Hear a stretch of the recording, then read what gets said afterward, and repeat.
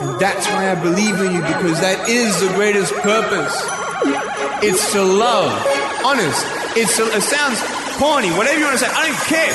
I love people because there is freedom and power in loving people. Hello, all you positive heads out there. Thanks for tuning your beautiful brainwaves into another episode of the Positive Head Podcast, where we have the crazy belief that creating success and happiness is a daily conscious effort, which is why we provide you with a fresh serving of soul food for thought 5 days a week. I'm your host, Brandon Beecham, and each and every Wednesday, you can tune in to hear me interview a different consciousness changemaker that is out there working tirelessly to help catalyze change and expand awareness all across Spaceship Earth. On the other 4 weekdays, you can tune in to myself and my co-host, Dalian, giving interpretations of our favorite thought-provoking quotes, sharing a bit of inspiring or mysterious news, taking questions from the audience, and digging into any other mind-expansive topics that will help keep your soul fed by tuning you into positive vibrations on a regular basis. And you guys have heard me say that if I ever run ads on the show, it will only be with a company that I fully support because I believe their intention is to make a positive difference in the world. Well, I'm pleased to announce that day has arrived and that this episode of the Positive Head Podcast is being brought to you thanks to the support of Gaia. If you're not familiar, Gaia is the go-to source for streaming consciousness content online. And you can sign up for your first month for only 99 cents at gaia.com/positivehead. That's spelled GAIA.com/positivehead. Check it out. All right, all you positive heads, on this week's interview episode, I am very pleased to have Michael Taft here with me on the show. Michael is a mindfulness coach, meditation teacher, neuroscience junkie, and best-selling author of The Mindful Geek. Hello there, Michael. Welcome to the show. Thanks, Brandon. How's it going? Oh, it is going quite well. I have been looking forward to this for quite some time. We've been talking for a minute about connecting, and here we are. And very anxious to dive in. And first thing I will do just that. Dive right in. You're in an elevator. Let's dive in. Let's dive in. So you're in. I always open up with the same question, by the way. You're in an elevator. The guy next to you looks over, says, "What's your passion?" You've got 10 floors to answer. What do you say? I love helping people grow. That is what I live for. That's a great passion. That's simple.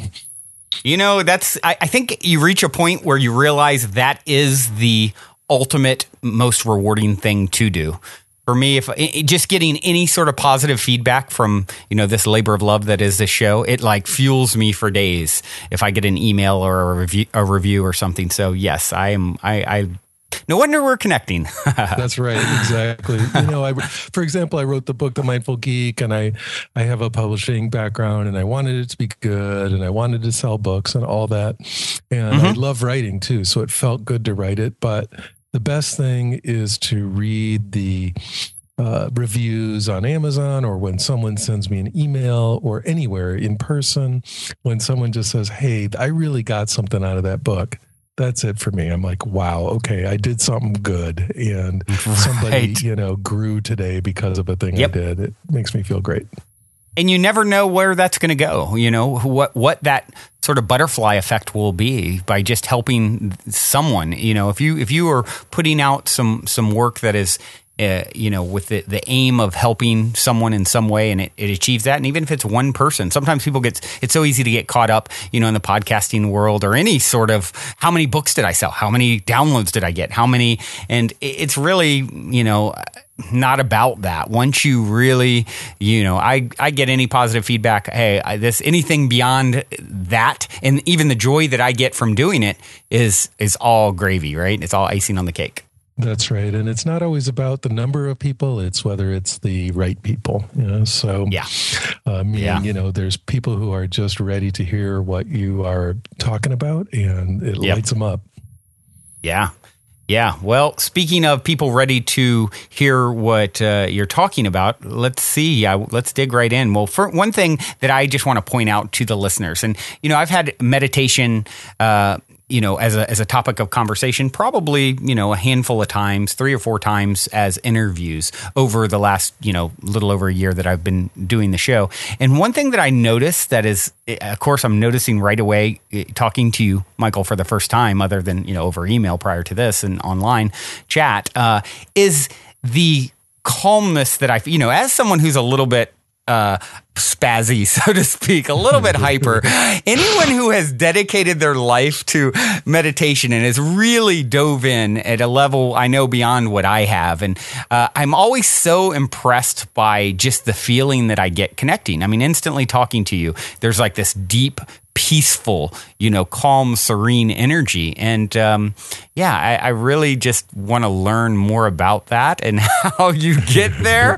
And I know you started out, I have a little bit of knowledge of your background. You started out really down this path, like so many do, with anxiety, debilitating anxiety. Can you tell us a little bit about what led you to where you're at?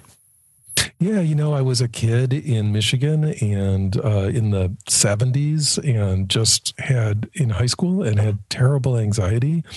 And back then, there just wasn't any resources available, at least none that I knew about. I'm sure there were many, but I couldn't find any. And it was the kind of thing where negative self-talk, negative thinking, and just worry would spin up into a full-blown anxiety attack so that some days I couldn't even move, you can get to the point with anxiety where you just can't leave the room.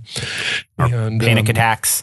Yeah. And so I just had to figure out on my own how to work with that. And I had heard about this thing called meditation, and I was willing to do anything to try to, deal with these panic attacks because they were terrible. And it worked, I gave it a shot on my own, just sort of figuring it out. And I instantly got some relief, a little bit of pain relief goes a long way, right. Really bad. And so I just, after that, was completely into it and started really practicing a lot. And, 35 years later, I'm still doing it. So, wow. Yeah. And it's one of those things. Yeah. It's one of those things too. Once you start it, you get a taste of how good it feels to feel so calm and relaxed and at peace and energized and balanced and all the benefits. And I want to talk a little bit about those benefits, of course. Now, before we do jump into some of that, tell me a little bit about your sort of journey, on the path of meditation and ultimately, of course, becoming a meditation, teacher and so forth. You went and did the sort of stereotypical meditated in caves and everything and studied different traditions, correct? Yeah, I did basically everything. I'm eclectic, and I was willing to just try all kinds of stuff with a lot of intensity. And so, I lived in Japan, and I didn't do the traditional Zen thing, but I definitely did a lot of hardcore meditation there. And I have spent a ton of time in India involved in a Hindu, very, very intense Hindu meditation tradition. Lots of stuff like 40 days underground kind of thing. Oh, wow. And tons of pilgrimage, and also working with various Buddhist teachers, particularly Shinzen Young, who I just adore his teaching, and he's a great guy. I edited his really famous audio program, and now we're putting out a book via Sounds True this fall. He's amazing. And that was part of the journey also. I'm into publishing, so I got involved with Sounds True and worked there for a long time as the editorial director, bringing in new people and producing new programs. And so it means that I've just kind of seen it all, I mean, at least a little bit. Yeah. Right. For me, that's the best because I have this aspect where I like to translate between languages. I have degrees in languages or a degree in language. And I see correspondences and matching ideas across different traditions. And I really like to facilitate those kind of discussions and understanding where we see that really it's all just human beings working with the same kind of brain, maybe in very different ways, but coming to some similar conclusions. And it's super fascinating for me. Yeah. And you hear, of course, surrounding meditation, and you hear the term, of course, mindfulness. And curious what your thought would be, or your explanation of the difference between meditation and mindfulness and how they sort of correlate. Yeah, there's not a difference. It's just that meditation is one kind of mindfulness. That's the simplest way to put it. Okay. And in the original languages, mindfulness just means to basically remember. It's the same. It's the word smriti, which means to remember. And in Pali, it becomes sati. So that's mindfulness. And it means continuously remember that you're here in this moment. Pay attention to the present moment. And so there's a whole raft of techniques that come under that heading of mindfulness. But I would say it's just one of many, many, many different types of meditation. And it's really particularly suited for people in the West. It's real rational and pretty simple to get involved in. So there's a lot of traction.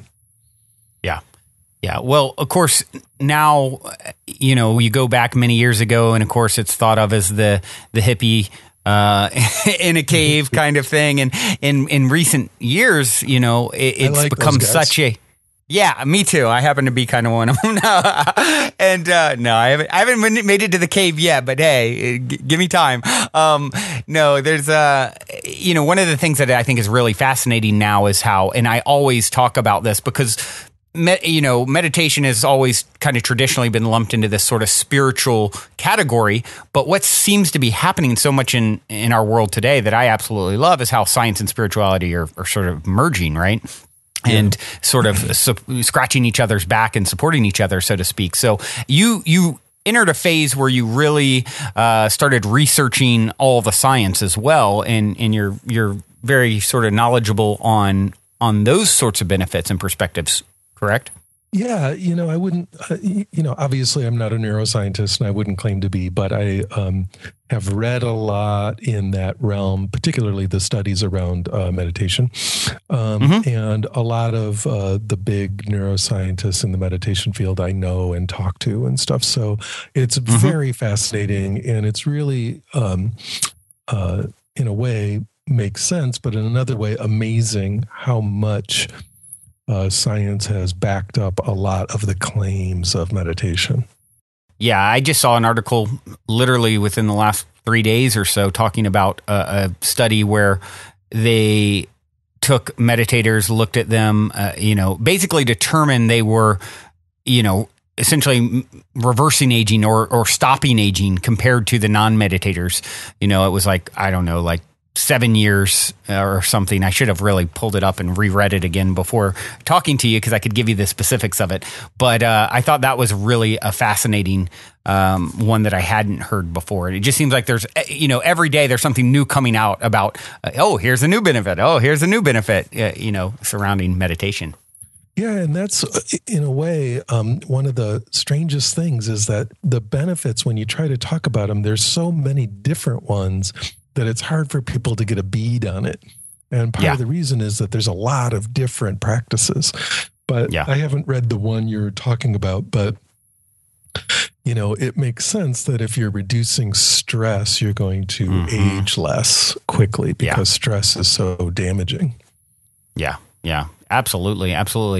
Well, what, and I know you teach multiple disciplines with multiple groups, correct? I mean, yes. you I mean, I'm mainly teaching mindfulness, but even the kind of mindfulness that I teach is based on Shinzen Young stuff, which is very wide-ranging compared to the average mindfulness. It includes a lot of stuff that other people would consider non-dual teaching or Vajrayana-type teaching. So it's very expansive and has a lot of techniques. Right. And what types of meditation, are there different types that you would recommend for different outcomes or different types of people? Oh, absolutely. Curious about that. I have a lot of private clients, and what I do is zero in on what their goals are, and then we figure out what the best technique to get to that goal will be. And it's not always what people would traditionally call mindfulness, even though it usually includes some of that.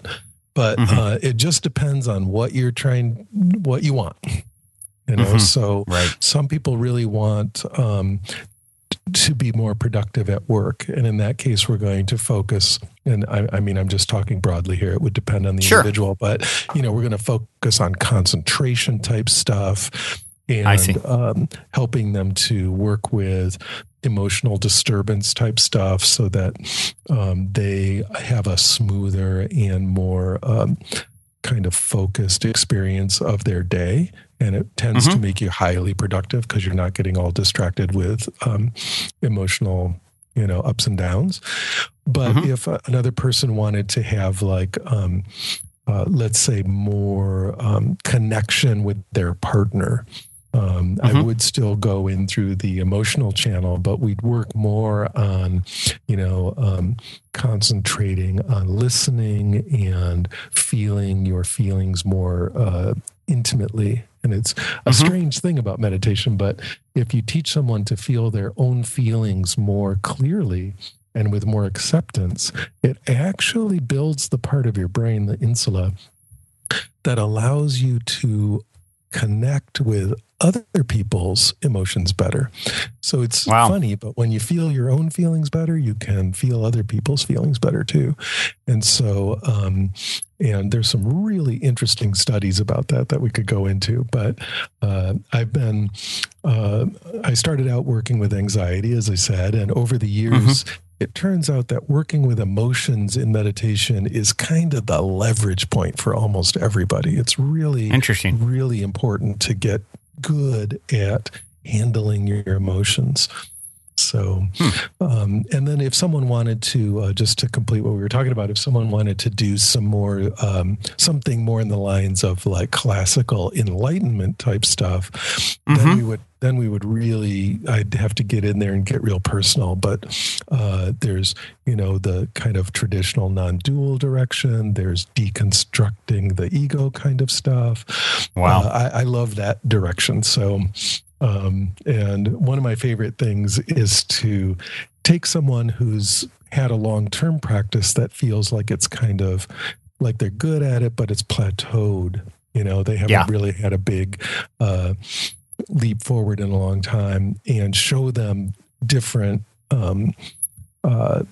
ways to get out of that rut and jumpstart their practice again. That is a blast.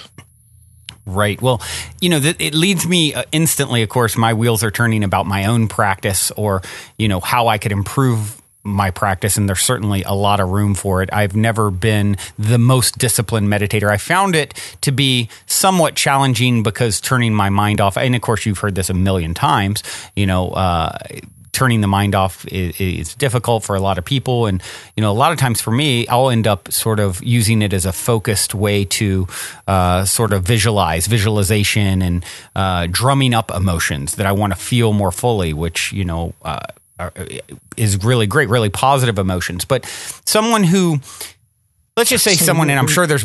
Sorry, go ahead. You're talking about a kind of loving kindness practice or metta. So that is, done properly, that's a kind of mindfulness meditation that is very powerful. Okay. That's definitely what I sort of lean to. And I'd love to hear some feedback from you on how maybe I could improve upon or make, have a more structured approach to that, because that seems to be where I naturally want to go every time I'm sort of trying to quiet my mind. Next thing I know, it's like I'm trying to go that direction. Well, the first thing I say, because I hear this, basically daily about having difficulty quieting the mind, is that you don't have to quiet your mind. Right. Especially in mindfulness meditation, quieting your mind might happen as a side effect, but it's actually not the goal at all.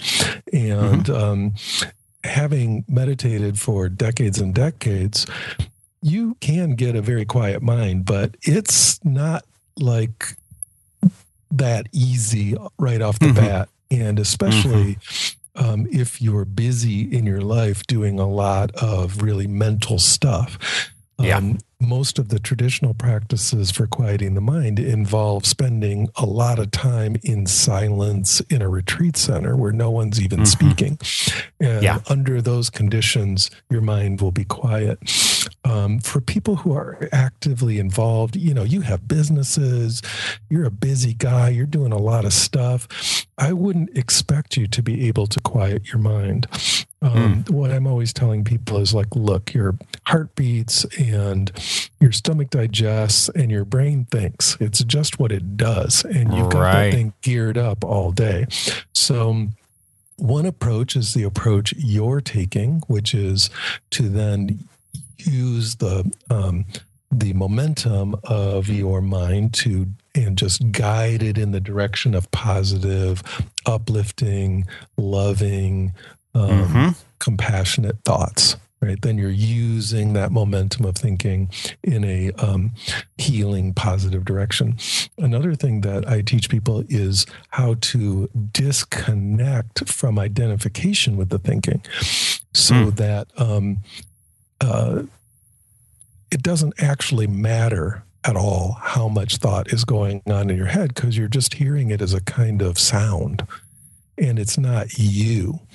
And so that's also extremely useful technique. And again, doesn't really depend on how much thought is happening or not happening.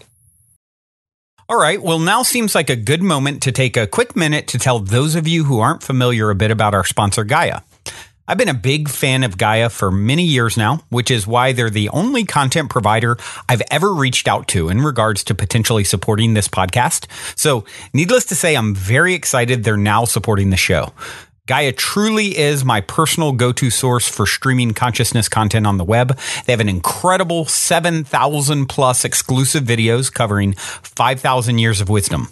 Just to give you an example, on the show Missing Links, the incredible researcher Greg Braden explores all the biggest questions concerning who we are, where we come from, where we're going, by connecting the missing links between science and spirituality to complete our understanding of humanity's history and to better understand the interconnectedness of all things. Awesome, right? And that's just one example. As you guys constantly hear me say, it's a daily conscious effort to maintain an elevated vibration. And if you're looking to go deep down the rabbit hole to do so, then Gaia is the best place I know of to do it, period. And you can sign up for your first month for only 99 cents at gaia.com/positivehead. That's spelled GAIA.com/positivehead. Check it out. Interesting. Yeah, very, very interesting. Well, here's a question for you. So, of course, you have listeners out there, and there's a lot of people who've heard about it for a long time. And I need to get to doing that. And, I'm going to try meditation, and I haven't. And it's somewhat intimidating, and I'm a little confusing, and I'm not sure what I am or am not supposed to do. And there's so many, so much stuff sort of bubbling out there. What would you say to someone who is a beginner of beginners? They're ready to try their first meditation ever tonight, right after hearing this podcast. What would you recommend would be the easiest sort of introduction? Are you asking which technique or like how to support the practice? Yeah. What would be like sort of and I know you typically are dealing with people more, more personally. So as opposed to like, hey, a broad show going out to, thousands of people. But if in general, what would be a good, beginner approach, would you say? Okay, so for thousands of years, the first meditation that most people do is contacting the sensation of breathing. So what I would say, that really works. Sit upright and just breathe slowly and normally, but make sure you're settled down and just tune into the physical body sensations of breathing. And as you breathe in, just say to yourself mentally, breathing in. And as you breathe out, say to yourself mentally, breathing out. So you're feeling the body sensations of breathing and you're saying to yourself, you're labeling breathing in, breathing out. And just do that for 5 minutes and see how it goes. Today, we live in an absolute cornucopia of meditation resources. right? Right. So you can get an app to help you do that every day. There's 1 million guided meditations online. My website has a lot of free guided meditations. There's what is your website. Throw your site out there too, by the way, so people can go check this out. The one with all the guided meditations on it is the mindfulgeek.com. Okay. And if you go to mindfulgeek.com/guided, there's a bunch of guided meditations on there. And under special exercises, mindfulgeek.com/special-exercises, there's a bunch of other ones. And there are apps available that do this. You can try a new one called Simple Habit. It's a great app. I'm on there. You could do something called breath training, which is one of my programs, and that would lead you through this guided meditation of how to do the breath meditation. But get some support. So that's the technique. It's really that simple. Get some support, like an app or a guided audio to do it every day. Do it 5 or 10 minutes a day, and get involved with a group. That's super important. You got to be with other people doing it. Support. Yeah, even if you only go once a month, even if you only talk to them online, but that group energy, it's just like if you work out, it's so much easier in a gym where other people are working out, or even better if you go with your friend. It's just that social support is so helpful.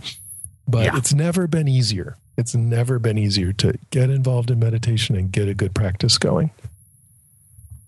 Very, very good advice. And of course, you mentioned one thing a few minutes ago that sparked my attention. And one of the things that I often talk about on the show is ideas of enlightenment and so forth. And of course, to me, that's the spiritual aspect of it is very inviting and intriguing. And I know for a lot of the listeners too, if someone is really trying to approach it from wanting to have some sort of a spiritual experience, let's say, is there a particular form of meditation or approach that they would take differently than, just to relieve stress? I would just say it would depend on what kind of experience they're trying to have. But it's not, the stress relief part is a good way to start for everyone. Right. But a lot of the deeper stuff that leads to more profound insights about the nature of who you are and so on tends to be slightly different than the type of material that is, or at least it's different in emphasis than the type of material that's going to help you be more productive and help you handle your day. They do overlap. There's a big overlap. But if you were really specifically wanting to have a deep kind of experience, some of that stuff can be a little, what's the word? It might not help your productivity that much. Right. Especially if you have a really not as good in the real world. At least in the sense of it might kind of blow your mind for weeks or months or years. Right. And make it a little hard to relate to some everyday stuff for a while. But, so that's why it might not be always the same kind of meditation as when you're just trying to have a better day. Right. Right. That's an interesting point is, moving into and having some sort of profound spiritual experience. It makes me think of people who have had like Kundalini awakenings or things like that, where it just can throw your life into this wild sort of tailspin, even where it's very hard to stay grounded and relate to the physical dimension and so forth. And I'm curious, have you as long as you've been at it, have you had much experience in that arena personally? You mean like wild experiences and so on? Absolutely, tons of them. Yeah.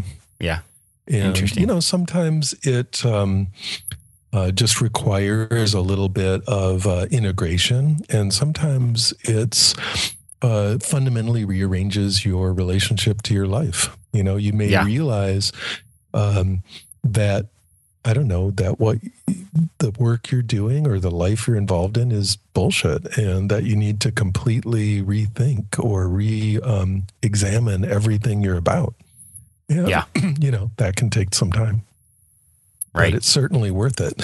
And I'm not recommending that anyone go out there and just blow their mind just for the sake of doing it at all. But sometimes it's the word enlightening means to shed light on something, right? And there can be situations where you just need to see things in a new way. Something that was in the dark becomes clear all of a sudden. With some of the more intense meditations and practices, you want to take it easy or make sure you're at a retreat center and around people who can help you integrate your experience. Wow. That's really interesting to ponder for people who've never done that, to hear someone, I've been at this for, decades, and I've had tons of just absolutely mind-blowing experiences, it's so casual coming from you, having done it, but for those who haven't, and I've certainly had some pretty profound experiences of myself, none specifically through meditation, but, it makes me think of people who haven't, who just think it's, completely sort of, BS, and that, people are just hallucinating or what have you. I mean, and of course, it kind of makes me think of an interview I did a few months back with Dr. Eben Alexander. I don't know if you're familiar with his story or not. I'm not. Okay, he is a Harvard neurosurgeon who had,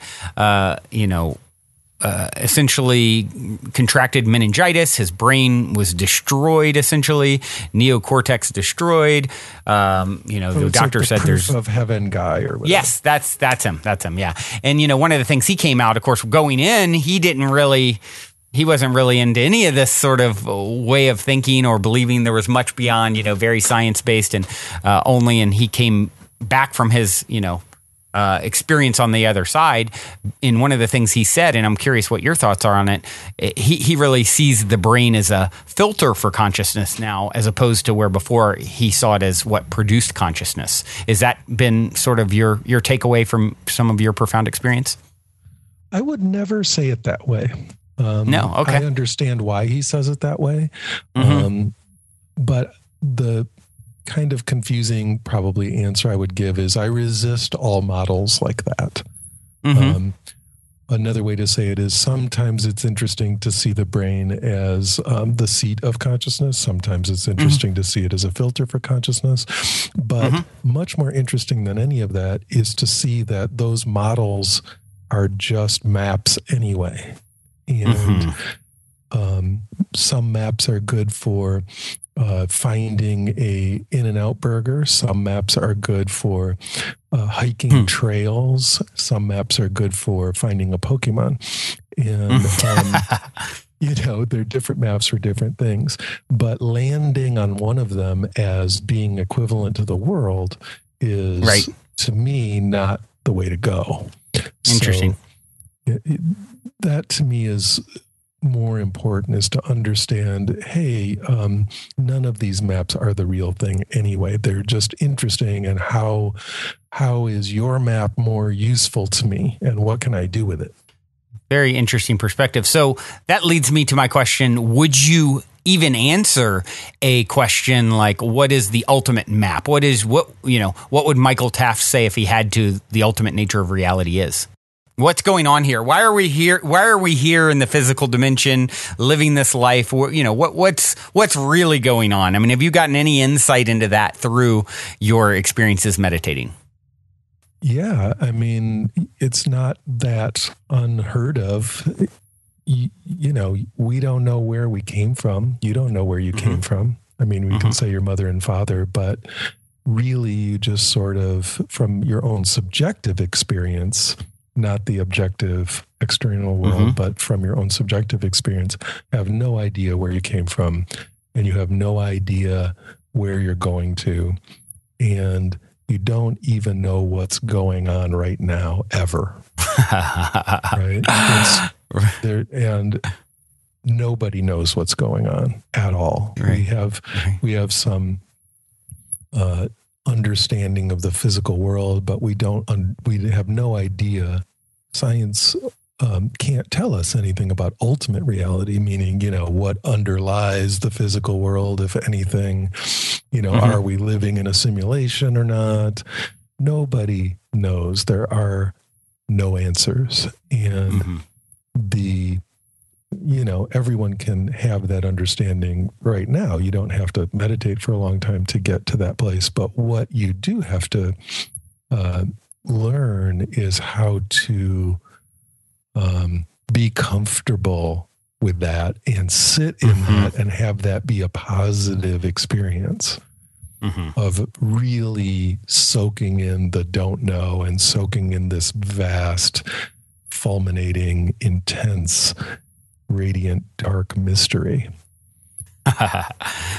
Would you say you've got any, if you had to make a hypothetical guess, you have any sort of indicators that you've had from all your experience meditating, any sort of insights, enlightening, glimpses, is that even something that you would take a stab at? Enlightening glimpses of what? What is going on? What's the point of all this? Where do we come from? Yeah, no one can say with certainty, absolutely. But we can all have ideas, right? Or maybe we've had experiences that have led us to, just to go back to his story. His story was, merging with, with source at some point and getting information, handed to him about who and what we are and soul families and, all this sort of stuff. And so, yeah, just curious. And it's something that I sort of always ask almost everyone. I'm always curious to hear what my guests think on this sort of this question. It's my favorite question. And I would come back to what I said earlier, which is that my takeaway is that whatever model you're using right now, it's not reality. And so are you using the most, not the model that you think is truest, because I just don't think any models are true. Are you using the model that's the most enlivening, that's the most helpful, that's the most useful for what you're trying to do right now? And can you set down and take up other models easily and effortlessly that help you do something else? And I'll just give you an example of what I'm saying so it's not so abstract. Okay. If I have a friend who's trying to engineer an airplane that's going to carry hundreds of people, I want that person who's doing that to be using the model of science while they're doing that. That's safe, right? Yeah. Of material science. I want them to be really good at aeronautical engineering, and they're not depending on magic or happy thoughts to keep that plane in the air. Right? That's just the right model for that.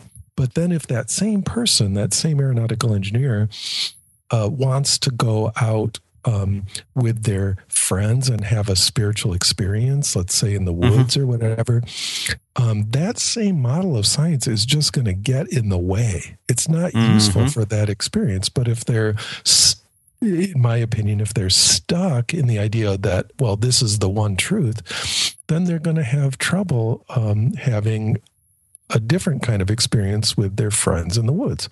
Instead, under those conditions, it's better to take up some kind of, let's say, nature mysticism model or group energy idea.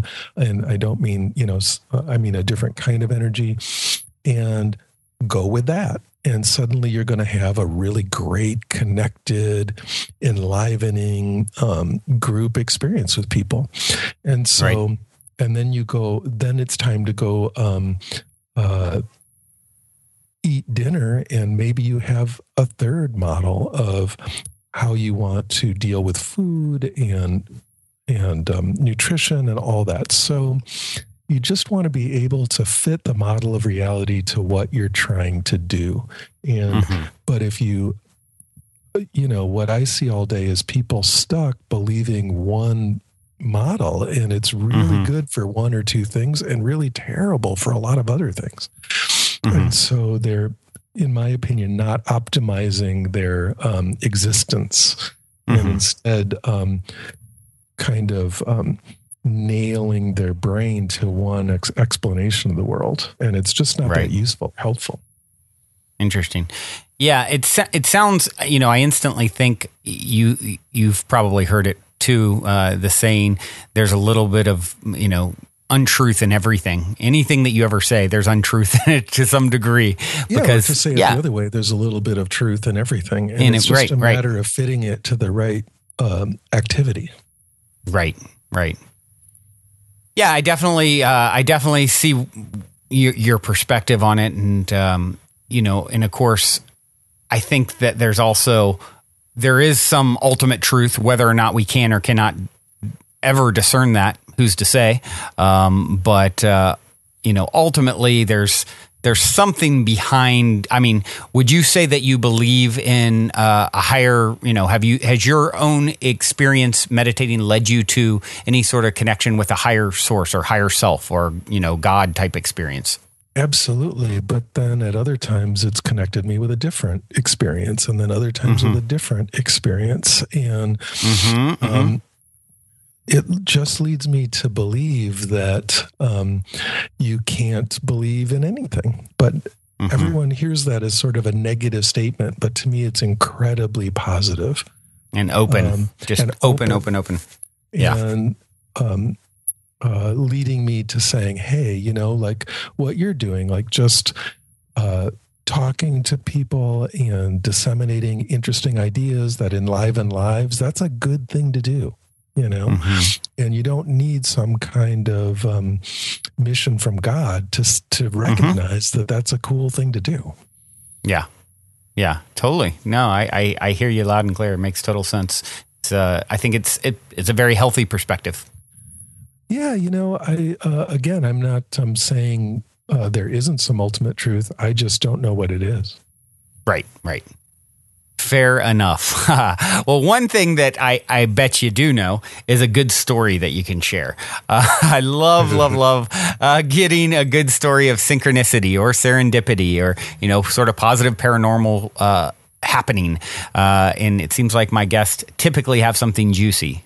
Do you have something you'd like to share? The juiciest thing I can share is the fact that if you wake up and go about your day with an idea of how it's supposed to be, it's just always going to get in the way. And that the best way, in my opinion, to approach, here's a map for you. The most useful map to approach a day is that you don't know where you came from, and you don't know where you're going to, and you don't know what's going to happen, but you can try to optimize every moment by making people feel better, by making the world a more safe, healthy, happy place in every moment, by treating wherever you're at as your mobile home. Wherever you're standing, maybe you're in the middle of a Starbucks right now, but that's home and for the moment. And by treating everyone as family and everyone as kindly as you can, it changes the world. And it changes the world one little interaction at a time. And I'm saying all this as a setup because, I've had that happen as like a spontaneous experience sometimes where it's just something I'm doing. And I've seen people who live that every day of their life. And that to me is the real synchronicity, of seeing that everyone's your family. Everyone is matters. Everyone matters. And we have to pull together and care. And there's a kind of incredible synchronistic power when you live from that place. So you wanted a story and I gave you a sermon, but Michael, it seems that answer works perfectly coming from you. So I totally get what you're saying. It's like the magic every moment becomes magical when you find your way into that sort of flow state. And in that flow state, the underlying sort of theme, like for me, is, I always try and bring front and center to my consciousness and awareness. Everywhere I go, I'm there waiting for myself, believing my map that everyone is somehow, some way, on some level, an extension of self. And how do I serve them? And by serving them, I ultimately serve myself. And when you sort of bring that energy to the moment and you get into the flow of just sort of following your own intuition and gut instinct and follow the where the energy feels best, so to speak, it leads to all kinds of synchronicity and magical experience, I would say. Yeah, I mean, I think there's a mindset involved, like you're describing, and it involves realizing that everyone is important. Yeah, and that not only do we need to love each other or care about each other, but we actually have to respect each other. Mm-hmm. And when you treat everyone with fundamental respect, and by everyone I mean animals too, it's a setup for, it creates the conditions for real magic to happen. Right. And so, you want to keep coming back to this place of realizing that everyone deserves love. Everyone deserves fundamental respect.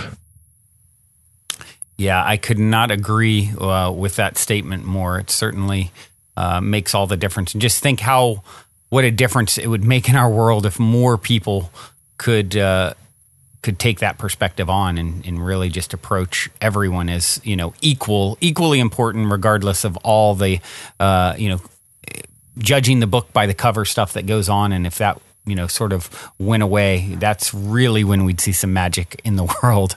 That's right. In my opinion. I bring in the respect factor because that, is so missing from so many discussions, and it's so missing in situations of income inequality and racial oppression and all those things where people's fundamental respect has been stripped away from them or systematically taken. And it's so important to to recognize that and to resonate from that place and to always be coming from a place of respect. Absolutely. Absolutely. One thing that I just thought of too, Michael, that I watched a little bit of a talk on, I think it was YouTube, a video of you actually at Google teaching, and you opened up talking about trusting your feelings. Yes. And you used the Luke Skywalker shooting the Death Star, the famous scene where he takes away the goggles and just goes with his intuition and gut. So I'd love to hear you talk a little bit about that. I really enjoyed that, and I know the listeners would too. Yeah, what's so funny is in so many spiritual traditions, there's this mistrust of emotion, like that it's bad, it's a bad thing, and that there are certain emotions that you're never supposed to have or you're supposed to make go away or whatever. And from an evolutionary perspective, humans evolving from animals' perspective, I feel like all emotions are part of our guidance system as beings on this earth. It doesn't mean that you follow every gut instinct or just do what you feel. That's called having poor impulse control, and it can get you in a lot of trouble. But it so you don't always do the behavior of the emotion that the emotion is indicating, but it does mean that you want to allow that feeling to be there and to again, fundamentally give it the respect of acknowledging that it's there and that it has a right to be there, and that you can then contact it deeply and allow it completely in your system.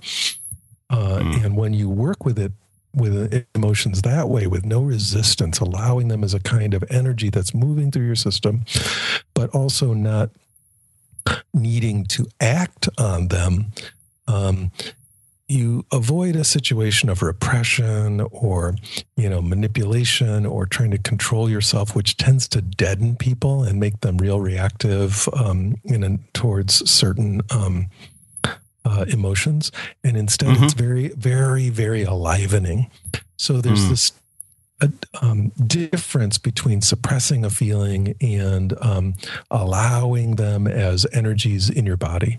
When you allow them as energies in your body, they can move through you with this kind of tremendous frisson and sparkly, wavy, almost delight. It's like a physical ecstasy kind of thing. Yeah. And I'm talking about even negative, harsh feelings can just move through you very, very fluidly. And you don't have to do anything about them. You don't have to take action, but you also don't have to suppress them. Instead, you're just in touch with the fact of your own aliveness. And that is the best advice I can give anyone about emotions is to trust them in the sense that it's fine that they're there. They're there for, it's totally cool. Just let it be there. You don't have to do whatever it wants you to do, but you do have to give it the fundamental respect that it's there. Right. It's like allowing it to process, understanding that the negative emotions are a part of your process in general as a human. So repressing or looking away or shaming yourself, is so easy to do or learn, I guess it can be a learned reaction or perspective, instead allowing them to be and feeling them fully. I think of a friend who talks about this, who leads ayahuasca ceremony. And he talks about, of course, during ceremony, moving through whatever's coming, just going fully into it. And then outside of it, in your day-to-day life, if emotions are coming up or bubbling up or, especially intense emotions, maybe that are, pain or fear or negativity or whatever, stopping where you're at and literally like closing your eyes and going within and allowing to sort of move through them fully, so that you can process them. Yeah. And I mean, there's even a kind of subtle resistance in saying you're going to process it. It's still like trying to get it to go away. And right. You want it to just do what it's going to do. Give it all the room in the world to move however it's going to move. Interesting. Exactly like you're saying, you give it your full attention and just let it happen. And, don't judge it is what you're saying, right? Don't judge it and don't try to stop it or control it. Just let it move, and then it's again enlivening and vitalizing in a way that is tremendous. Yeah, very, very good perspective there. What, Michael, is next for you? Any other books in the works, or what are you working on? Well, I just created an online course about emotions, which I'd be happy to plug on your show. Absolutely, please. It's called Mindful Emotions Training, and it's a whole meditation course that teaches you to do the kind of really subtle and powerful and effective work with emotions that I was just describing. So that's on the Mindful Geek site, and it's I kept it real short and sweet so that it's kind of like the core teachings, and it's all audio so that the teaching part you can just do if you're doing the dishes or driving in your car. You don't have to sit there and watch a video. And so that's there. I've got a bunch more books in me. So the Mindful Geek was just the beginning. I love writing. I've got a lot to say. So those are coming. And I feel like it's just the beginning in our culture. Like the fact that mindfulness is starting to be a term that people understand out there in the world. This is just the beginning. We're going to learn to go much, much deeper with all this stuff as a culture.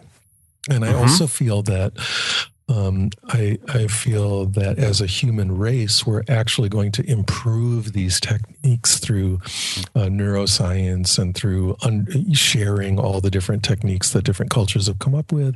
And we're going to get a much deeper, much more fundamental understanding.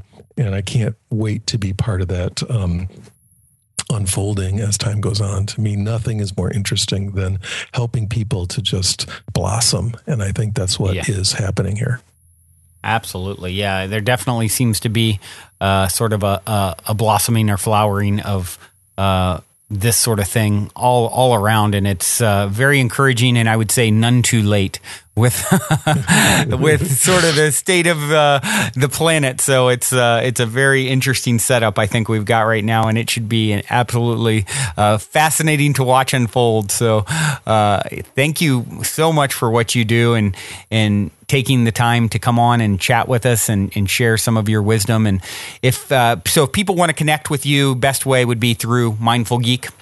Yeah, just write me at michael@themindfulgeek.com. That's the email there. I'm happy to talk to anyone. You can get a free copy of the Mindful Geek book if you want. Oh, wonderful. The Kindle ebook copy. You would just go to themindfulgeek.com/TMG, as in the Mindful Geek, TMG.